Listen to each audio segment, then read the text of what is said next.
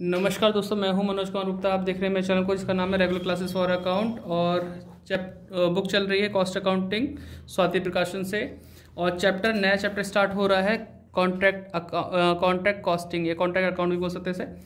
और बच्चे कई बार डिमांड कर रहे थे मुझसे कि रिकॉन्सिलेशन या फिर टेंडर प्राइस। तो मैं बता दूं उनके लिए कि भैया मेरे पास जो स्टूडेंट आता है, तो स्टूडेंट वो भी जॉब वाला है, तो उससे मैं मेन क्वेश्चन करा रहा हूँ जिसमें वो पास हो सके अच्छे से। तो मैंने प्रोसेस कॉस्टिंग करा दी है। अब कॉन्ट्रैक्ट कराऊंगा। कॉन्ट्रैक्ट बाद एमएचआर होगा, एमएचआर बाद होगा ऑपरेटिंग कॉस्टिंग, फिर कॉस्ट शीट। ये 5 चैप्टर ये करने बहुत ज़रूरी है, मेन जो है स्टार्टिंग के। ठीक है। और अगर आप कहते हैं टेंडर प्राइस या रिकॉन्सिलेशन, इनके लिए कॉस्ट शीट का आना बहुत ज़रूरी है। बिना कॉस्ट शीट के आए आप टेंडर और इनके पीछे नहीं जा सकते, रिकॉन्सिलेशन के पीछे। ठीक है। तो मैं तो आप सबसे यही कहूँगा कि अगर मैं ना करा पाऊँ तो जो भी चैनल से मैं करा रहा हूँ रिकॉन्सिलेशन, आप उस पर शिफ्ट हो सकते हैं। बाकी मैं कराऊँगा ज़रूर, आएंगी ज़रूर वीडियो, लेकिन लेट हो सकती हैं। तो इसलिए आप भी अपना बैकअप बना के रखिए। ठीक है, किसी के पीछे ना रहे। ठीक है, अपने तरीके से चलते रहिए। तो बच्चों, यहाँ पे हम आपको थोड़ा सा इसमें इंट्रोडक्शन बताएंगे कॉन्ट्रैक्ट कॉस्टिंग का। आज की वीडियो सिर्फ यही होगी, इंट्रोडक्शन वगैरह कि कॉन्ट्रैक्ट में क्या क्या काम करना पड़ता है, कौन कौन से होता है हिसाब किताब, कौन कौन से पर्सन इन्वॉल्व होते हैं इसमें, है ना, उसके बारे में। तो थोड़ा सा नीचे कर देते हैं स्टैंड, और फॉर्मेट वगैरह सब भी बताएंगे। तो ज़्यादा बड़ी ना हो तो तब देख लेना इस वीडियो को, जिसमें आप सीख पाएंगे कॉन्ट्रैक्ट के बारे में। तो चलो स्टार्टिंग करते हैं इसके मीनिंग से। कॉन्ट्रैक्ट का मीनिंग क्या होता है? इसमें लिखा है an agreement of supply goods, do work, etc etcetera at a fixed price is called contract. आपको पता है जब भी आप कुछ काम कराते हैं डेली बेसिस पे कराएंगे तो अलग हिसाब होता है, और कॉन्ट्रैक्ट पे ठेके पे कराएंगे तो क्या होता है कि उसमें एक सामने वाला पर्सन आपसे कह देता है कि हम इस काम को कर देंगे पूरा इस समय में। यानी कि किसी काम को करने का एक सर्टेन टाइम में करने का और सर्टेन अमाउंट के साथ करने का एक कॉन्ट्रैक्ट करते हैं, वही हमारा कॉन्ट्रैक्ट कहलाता है। यानी निश्चित समय में निश्चित अमाउंट के साथ जो भी अनुबंध होता है, अब हिंदी में आप समझ नहीं पाएंगे, अनुबंध नहीं, कॉन्ट्रैक्ट होता है, एग्रीमेंट होता है कि इस समय में हम ये काम कर देंगे, तो वही हमारा कॉन्ट्रैक्ट कहलाएगा। और इसमें बोला in fact contract is an agreement, जिसमें एग्रीमेंट का कह रहा हूँ, between 2 parties, contractor and the contractee. Contractor कौन होता है, कॉन्ट्रैक्टी कौन होता है, इनको थोड़ा समझना पड़ेगा। ठीक है। एक होता है वो इंसान जो कॉन्ट्रैक्ट को लेता है, मतलब ठेकेदार, जिसे कॉन्ट्रैक्टर बोलते हैं। और एक इंसान वो होता है जो कॉन्ट्रैक्ट देता है, उसे बोलते हैं कॉन्ट्रैक्टी। तो 2 लोगों के बीच में जो एग्रीमेंट होता है किसी काम को करने का, करवाने का, है ना, और निश्चित अमाउंट और निश्चित समय के अंदर, वही हमारा कॉन्ट्रैक्ट कहलाता है। ठीक है। तो इन दोनों का ध्यान रखना कि कौन कॉन्ट्रैक्टर है, कौन कॉन्ट्रैक्टी है। जो काम को पूरा कर रहा है वो कॉन्ट्रैक्टर है, और जो काम को दे रहा है करने के लिए कि इस काम को समय में पूरा होना चाहिए, वो कॉन्ट्रैक्टी होता है। ठीक है। और जिस प्राइस पे काम होगा वो कॉन्ट्रैक्ट प्राइस होता है, कॉन्ट्रैक्ट प्राइस। और साथ ही साथ आपको ये बता दूं, ये थ्योरी इंपॉर्टेंट होती है कॉन्ट्रैक्ट कॉस्टिंग और जॉब कॉस्टिंग के अंदर, इसका डिफरेंस पढ़ लेना। ठीक है। तो साथ ही साथ ये भी बता दूं, जब हम कॉन्ट्रैक्ट अकाउंट बनाते हैं, और हम कौन होते बनाने वाले, वही इंसान बनाता है जो कॉन्ट्रैक्ट लेता है काम को पूरे करने का, ठेकेदार जिसे हम बोलते हैं हिंदी में। ठीक है। ठेकेदार जिसने कॉन्ट्रैक्ट लिया है किसी काम को पूरा करने के लिए, वो कॉन्ट्रैक्ट अकाउंट बनाएगा, जिसमें वो चेक कर पाएगा कि वो भाई कितना कितना खर्चा कर रहा है, किस चीज़ पे खर्चा कर रहा है ना, उसे पैसे कहाँ से मिलने हैं, कॉन्ट्रैक्टी से मिलने हैं। और जो उसने कॉन्ट्रैक्ट प्राइस सेट किया है उस टाइम के लिए, जिस टाइम के लिए बोला गया, उस टाइम में उसे काम को पूरा करना है, और बदले में जो भी पैसा मिला है उस कॉन्ट्रैक्ट अकाउंट का जो प्राइस है वो सेट करने के बाद जो भी प्रॉफिट होगा या लॉस होगा, वो डिपेंड करता है कि उसने उसका एक्यूरेसी कितना दिखाया है, कि नहीं कॉन्ट्रैक्ट प्राइस क्या बताया है, प्रॉफिट के साथ बताया है या फिर नहीं। ठीक है। इस तरीके से। तो अगर हम जब कॉन्ट्रैक्ट अकाउंट बनाते हैं तो कुछ चीज़ें हमें डेबिट में दिखानी पड़ती है, कुछ हमें क्रेडिट में। तो उनके बारे में डिटेल फुल नॉलेज के साथ यहाँ लिखी हुई थ्योरी में। आगे पलटेंगे पेज तो यहाँ पे एक फॉर्मेट भी मिलेगा इस तरीके का, जिसमें डेबिट साइड में, क्रेडिट साइड में कुछ चीज़ें आती हैं। ठीक है। तो अगर बात करें डेबिट में क्या कहता है, मटेरियल आता है। जितना सामान कॉन्ट्रैक्ट साइट पे आएगा, सुन रहे बेटा, जितना सामान कॉन्ट्रैक्ट साइट पे आएगा उस कंस्ट्रक्शन को करने के लिए जिसका उसने कॉन्ट्रैक्ट लिया है, वो सब हमारा डेबिट में आएगा। वेजेस यानी जो खर्चा हो रहा है लेबर वेबर का, वो सब डेबिट में आएगा। डायरेक्ट एक्सपेंसेस डेबिट में आएगा, लेकिन इसके अंदर का अमाउंट जो डिटेल है वो पढ़ जरूर लेना सभी लोग जो भी वीडियो देख रहे हैं। इनडायरेक्ट एक्सपेंसेस डेबिट में आएगा। प्लांट एंड टूल्स डेबिट में आएगा, जो भी प्लांट मशीनरी यूज़ हो रही है वो सब चीज़। ठीक है। फिर सब कंट्रैक्ट कॉस्ट हो या फिर cost of extra work done, जो भी एक्स्ट्रा में काम किया है वो सब भी डेबिट में आएगा। मेंटेनेंस एक्सपेंसेस डेबिट में आएंगे। ये सारी चीज़ डेबिट में आने वाली चीज़ है। और अगर पढ़ते हैं साइड में तो लिखा है मटेरियल प्लांट रिटर्न, जो मटेरियल वापस होगा या प्लांट वापस होगा वो चीज़ क्रेडिट में आएगा। इस तरह से नाम अगर याद रख लेंगे तो ज़्यादा ध्यान रहेगा कौन कौन सी क्रेडिट में, आने वाली चीज़ डेबिट में, जाने वाली चीज़ क्रेडिट में। Material plant transfer to other contract पर जो ट्रांसफर हो रहा है इस ठेके से अगले पे, वो सब भी क्रेडिट में आएगा। आगे बढ़ते हैं। यहाँ लिखा हुआ है प्लांट सोल्ड, फ्लिकरिंग क्यों हो रहा है, प्लांट सोल्ड वो भी क्रेडिट में आएगा। प्लांट डिस्ट्रॉय हुआ है या मटेरियल डिस्ट्रॉय हुआ है, डैमेज हुआ है, वो भी क्रेडिट में आएगा। Material in hand eight site, in hand हो या एट साइड हो, वो भी जो बचा हुआ मटेरियल है वो भी बाय में आता है क्रेडिट साइड में। प्लांट इन हैंड और एट साइट वो भी क्रेडिट में आएगा। यानी जितना सामान साइट पे आया हुआ है वो डेबिट में, जो बच गया है यूज़ करने के बाद वो क्रेडिट में, या फिर जो वापस कर दिया है वो भी क्रेडिट में, या फिर सोल्ड कर दिया है वो भी क्रेडिट में। ये सिंपल सी भाषा है समझने के लिए। एक और नाम आता है वर्क इन प्रोग्रेस। ये जब आता है जब हमें ये क्लियर हो जाए कि हमारा कॉन्ट्रैक्ट कंप्लीट हो चुका है या फिर इनकम्प्लीट है। अगर कंप्लीट हो चुका है तो ये नाम नहीं आता कहीं भी कॉन्ट्रैक्ट अकाउंट में, क्योंकि कंप्लीट हो गया तो कॉन्ट्रैक्ट ही अकाउंट आएगा, उसमें कॉन्ट्रैक्ट प्राइस लिखेंगे जितने का ठेका था। और कंप्लीट नहीं हुआ है, सालों साल चलने वाला हिसाब किताब है, तो आपको यूज़ करना पड़ता है वर्क इन प्रोग्रेस। अभी कंप्लीट नहीं हुआ काम अभी चल रहा है, मतलब उसमें भी थोड़ा बहुत हो चुका है सर्टिफाइड और कुछ बाकी है। ठीक है, तो वर्क इन प्रोग्रेस ना क्रेडिट में आएगा।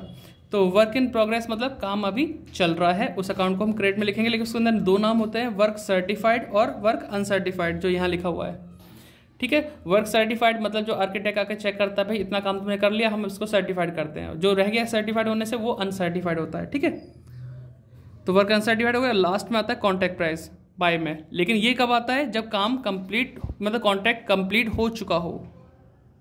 यानी कि ये या तो ये पॉइंट आएगा वर्क सर्टिफाइड वाला और वर्क इन प्रोग्रेस वाला, या फिर कॉन्ट्रैक्ट प्राइस आएगा, दोनों साथ में नहीं आते।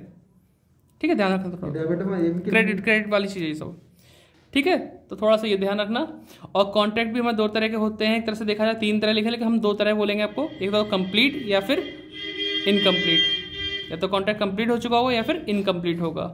ठीक है, उसके वाले जो थ्योरी होगी मैं अपनी कॉपी से बताऊंगा। उसके लिए जो रूल्स होंगे 1/3 वगैरह जो लिखा हुआ दिख रहे हो, वो आप वहाँ से स्क्रीनशॉट ले लेना, नोट डाउन कर लेना वगैरह वगैरह, इसे पढ़ लेना। आज का काम तुम्हारा कुछ नहीं है, इसे पढ़ना है।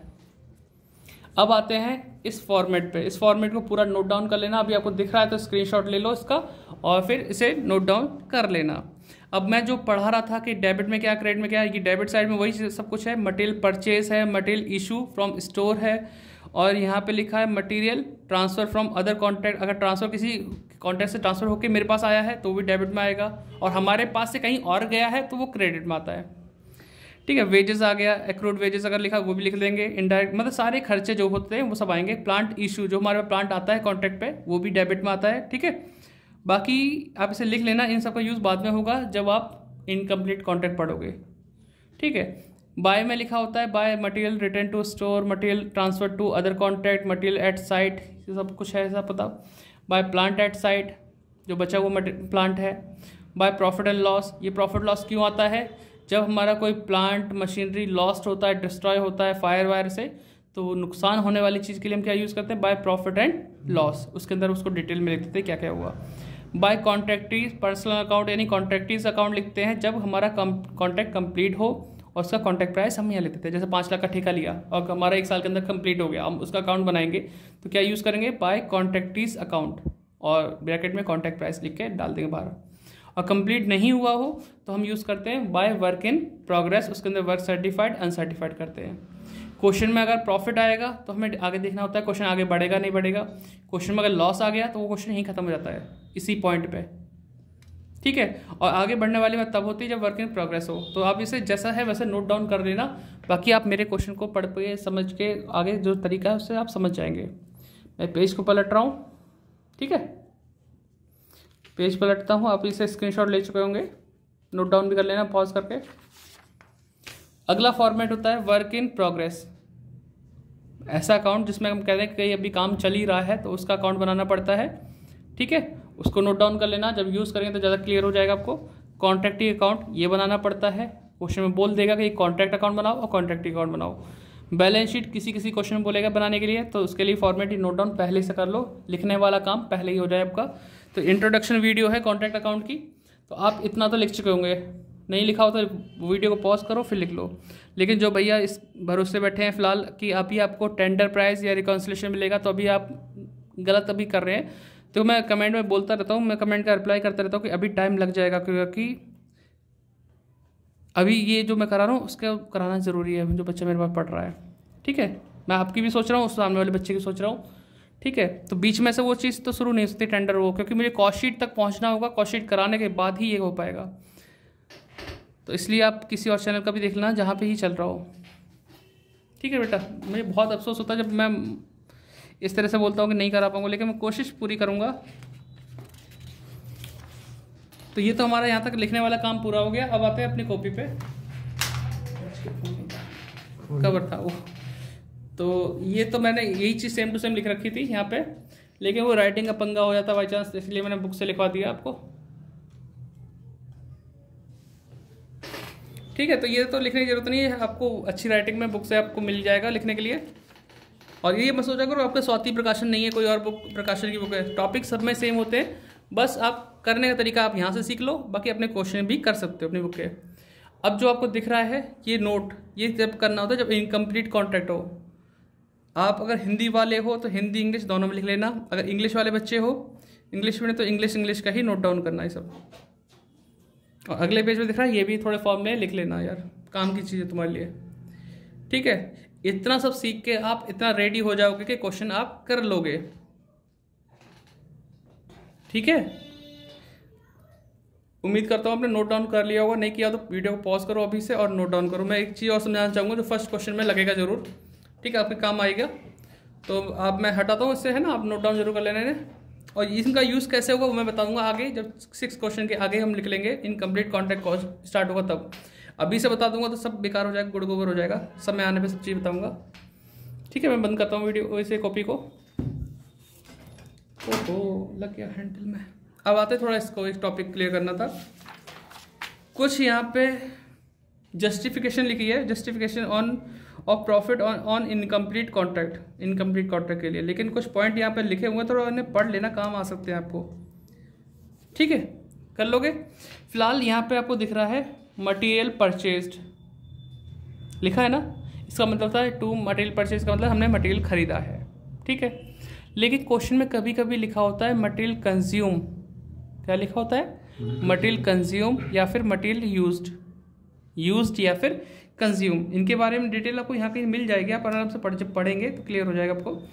तो मटेरियल यूज्ड और कंज्यूम अगर लिखा हो और साथ में लिखा हो मटेरियल इन हैंड या at site, material in hand और या फिर एट साइड, तो इनका मीनिंग क्या होता है? मैं एग्जांपल देता हूँ। हर बार मेरी पिछली वीडियो में भी एग्जांपल चल रहा था, इसमें भी सेम ही चल सकता है आराम से, कोई दिक्कत नहीं। अगर मैं आपसे कहूँ, ठेकेदार बोलता है आपसे 4 सीमेंट के कट्टे अभी तक काम में यूज़ हो चुके हैं, ध्यान से सुनना, 4 कट्टे सीमेंट के यूज़ हो चुके हैं, मतलब कंज्यूम है 4, है ना, और 2 कट्टे अभी बचे हुए हैं। बताओ हमने कितने खरीदे थे? समझ में आया बेटा? आप सुन रहे ना वीडियो में कि 4 कट्टे हमने सीमेंट के यूज़ कर लिए और 2 कट्टे भी बचे हुए हैं, तो हमने कितने खरीदे थे? 6। कैसे पता किया हमने? जो कंज्यूम और इन हैंड जो बचा हुआ था उन दोनों को प्लस कर दिया। कभी कभी क्वेश्चन में मटेरियल परचेज दिया होता है तो सिंपल टू मटेरियल परचेज लिखो और अपना शांति से बैठ जाओ। लेकिन क्वेश्चन में लिखा हुआ मटेरियल यूज्ड और कंज्यूम, तो उस केस में मटेरियल परचेज की हेडिंग में नीचे लिखो मटेरियल कंज्यूम और मटेरियल एट साइड। वैसे मटेरियल एट साइड जो होता है वो इधर आने वाला आइटम होता है, लेकिन इधर से इधर कब आता है? जब हमारे पास यूज्ड और कंज्यूम लिखा हो। तो ये कहानी बहुत बड़ी है, बच्चा इस पॉइंट से क्वेश्चन पूरा गलत कर देता है अगर ध्यान से नहीं सुन पाए तो मटेरियल यूज्ड और कंज्यूम कब आएगा? मतलब यूज्ड और कंज्यूम दिया हो तो मटेरियल यूज्ड और कंज्यूम और एट साइड दोनों प्लस होकर आएगा मटेरियल परचेज के अंदर या फिर मटेरियल इशू के अंदर। डेबिट साइड में ही आएगा। क्रेडिट साइड में कब आएगा? क्रेडिट साइड में तो नॉर्मल आता ही आता है मटेरियल एट साइड वाला, दोनों साइड लिखना पड़ेगा। हाँ, तो उस समय सिर्फ एक कंडीशन में दोनों साइड आएगा, जब हमारे पास यूज्ड और कंज्यूम लिखा हो, या तो यूज्ड लिखा हो या कंज्यूम। बस यही थोड़ी कहानी बतानी है, पहला क्वेश्चन हो जाएगा। तो भैया वीडियो समझ में आई तो ठीक है, लाइक करना और शेयर जरूर करना। चैप्टर स्टार्ट हो चुका है, जल्दी जल्दी इसकी वीडियो आएंगी, ठीक है, रेगुलर रहेंगी, और मिलते हैं नेक्स्ट वीडियो में। ठीक है, बाय बाय।